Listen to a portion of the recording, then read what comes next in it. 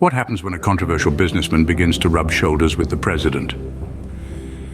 A situation that has recently unfolded in Zimbabwe, where Chivayo, a businessman known for his flamboyant lifestyle and questionable dealings, has been seen in close proximity with President Emmerson Mnangagwa, causing quite a stir in the political arena.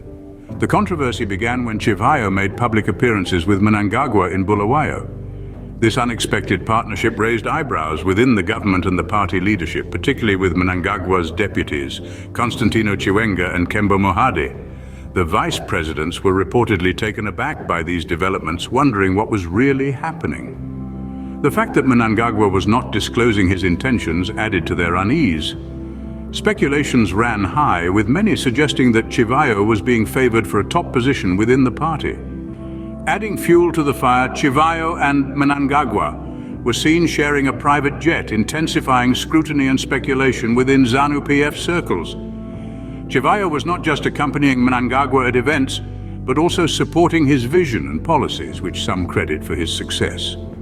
However, Farai Marapira, the ZANU-PF Director of Information, dismissed these allegations, stating that Mnangagwa has an open-door policy for everyone.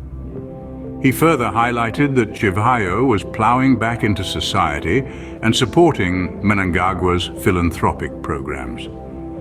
Yet political analysts like Tendai Ruben Mbofana and Rejoice Ngwenya suggest that Chivayo has caused a division within ZANU-PF. They point out that his proximity to Mnangagwa has led to fears amongst party veterans that they might be sidelined.